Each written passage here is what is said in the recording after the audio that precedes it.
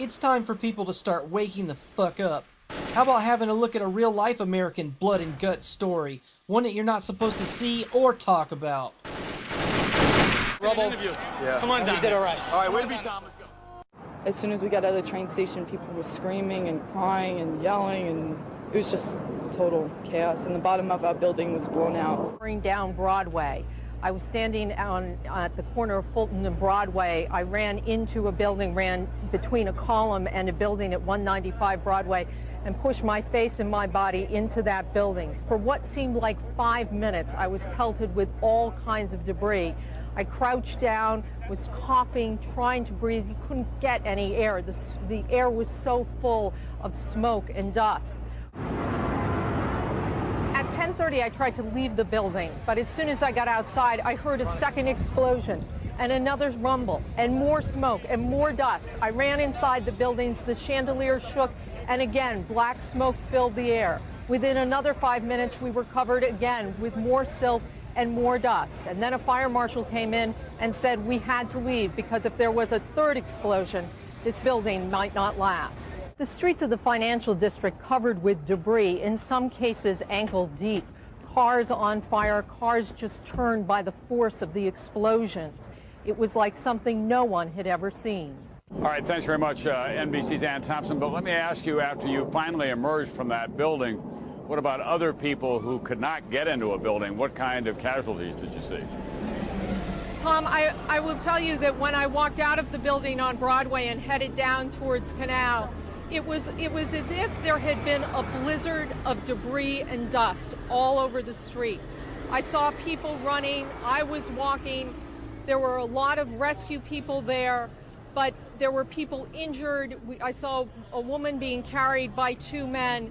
It was like something I had never seen anything like it, and all I could think of was just to get away from there, to get to safety. And as I kept walking to Canal Street, I could hear yet another explosion behind me. It was truly one of the most frightening moments I've ever lived through. We're trying to get across to the west side of the World Trade Center in order to hook up with the rest of the NBC crews that we knew were there. As we were moving towards the building, we saw the top begin to blow out in a plume of smoke, and we heard the noise associated with an implosion. We turned and immediately ran for cover in the other direction as debris began to rain down. The full impact was seen in the moment in time. My colleague Stephen Evans, who was in the Trade Center and was interviewed just after the first explosion. There was another big explosion in the other tower. Flames coming out in this billowing grey smoke. People still not panicking, people not quite understanding what was going on. Then somebody said that they saw an airliner go into one of those towers. Then, I don't know, an hour later than that, we had that big explosion from much lower. I don't know what on earth caused that. The thing that strikes me is, one, the terribleness of the incident, whatever the cause, and we don't go into politics, but whatever the cause, the terribleness, the hugeness of what's happened. So huge, in fact, that most of the people around simply can't understand what happened. People were just standing around, talking to each other, nodding their heads. Oh my God. We gotta go.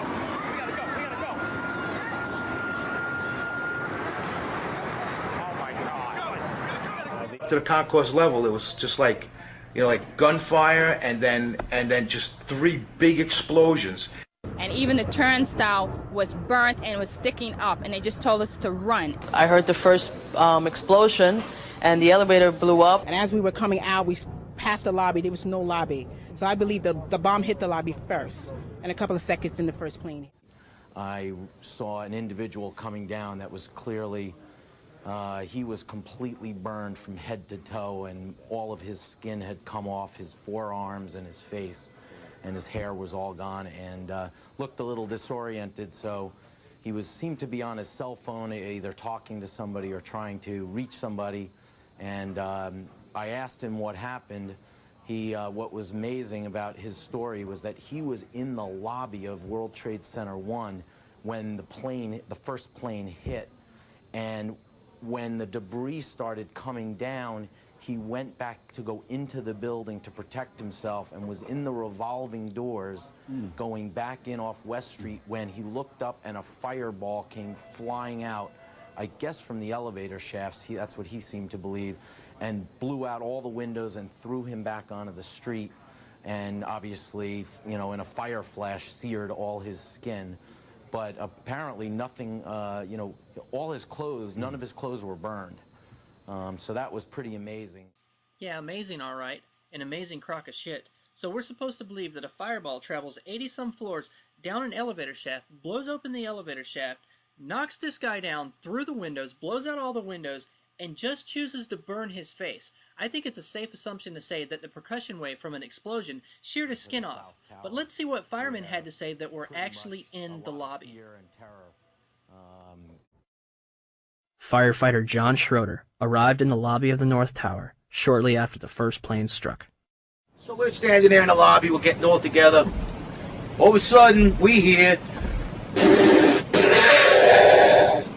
I look down to my right, and the elevators exploded, something out of like a Bruce Willis Die Hard movie. People just come running out of the elevators, on fire, fireballed. I mean, it was like, what is going on here? There's something's up here. I mean, the plane's up there, now there's fire down here. People run around, all on fire. This is crazy. So we were heading up to the 24th floor of the stairwell, and all of a sudden we heard, Mayday, Mayday, second plane, second plane. Swift, we're looking at each other like, come on, second plane, there's no way there's a second plane. Within seconds, our building got rocked. We got bounced around in the stairwell like pinballs, man. And we just said, you know what, time to go. We got down to the lobby, and everything was blown out, exploded, everything was... we were the only ones in the lobby now. We're going, wait a second here, where is everybody? Because the building was coming down the outside, they moved to the command post, the World Trade Center too. So now we're like, we didn't get no, where is everybody? We were in the lobby, all it looks like everything was exploded, everything was gone. We're like, what is going on here? We didn't know. We were like, this is crazy. But for every window in the lobby to be exploded, I mean, them windows were like as thick as forget it. They were 2-3-inch glasses, you know, come on. They exploded out of the lobby, you know, something, it wasn't from the jet fuel. No way. The elevators exploded. They were down from the lobby. The lobby was over here. That should never have happened. Something would happen there, and that wasn't. We came down, it looked like a bomb went off in the lobby. There was no fire, it just looked like a bomb went off. Pfeiffer was the first chief into the building. Right away, a guy from the Port Authority told him the damage was somewhere above the 78th floor. But all you had to do was look around. It was obvious. Something had happened right there in the lobby. You just saw that all the windows were blown out. The lobby looked like the plane hit the lobby.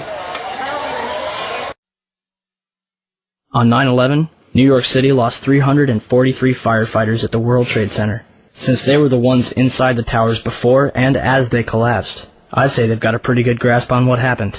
6 stories high, and the lobby looked as though a bomb had exploded there. All the glass was taken out. There were 10-foot by 10-foot marble panels that were once walls. They were loose from the wall of the Trade Center.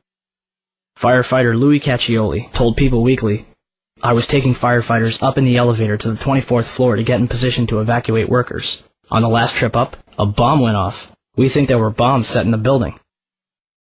Okay, I'm just going to make a common sense observation here. The north and south towers were both 110 stories each. Where's all the concrete? All I see is piles and piles of steel all over the ground.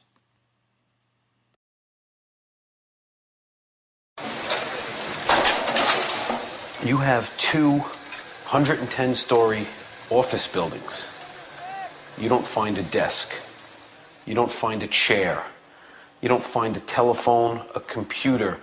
The biggest piece of a telephone I found was half of the keypad, and it was about this big. The building collapsed to dust.